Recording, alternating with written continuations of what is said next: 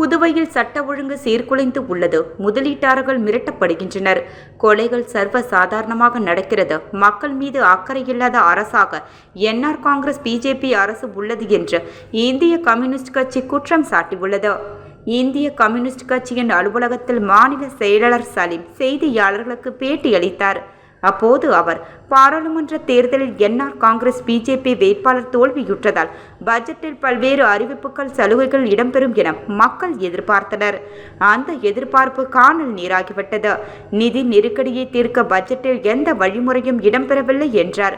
புதிதாக மதுக்கடைகளையும் மது தொழிற்சாலைகளையும் திறப்போம் என முதலமைச்சர் அறிவித்துள்ளார். புதிய மதுபான ஆலைகளால் அரசுக்கு ரூபாய் 500 கோடி வருமானமும் 5000 பெண்களுக்கு வேலை கிடைக்கும் என்கின்றார். மது ஆலைகளில் தொழிற்சாலைகள் உள்ளது. அங்கு ஒரு ஆலைக்கு 75 பேர் மட்டுமே வேலை செய்கின்றனர். இதனால் வேலை வாய்ப்புகள் உருவாகாது. மதுபானம் தயாரிப்பதுதான் பெண்களின் வேலையா? முதலமைச்சர் பொய்யான தகவல்களை கூறுகிறார் என சலீம் தெரிவித்தார்.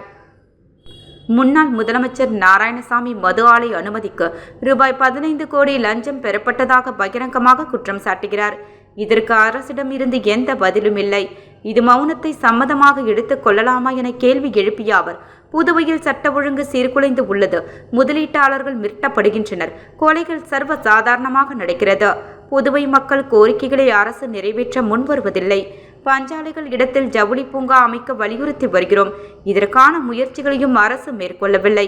இந்த அரசு நிர்வாக அறிவுற்ற அரசாக உள்ளது. மதுபான ஆலை அனுமதி பட்ஜெட்டை கண்டித்து இந்திய கம்யூனிஸ்ட், மார்க்சிஸ்ட் கம்யூனிஸ்ட், எம்எல்ஏ ஆகிய கட்சிகள் சார்பில் வரும் 25ஆம் தேதி சட்டசபை முற்றுகையிட்டு ஆர்ப்பாட்டம் நடத்தப்படும் என்றும் கூறினார்.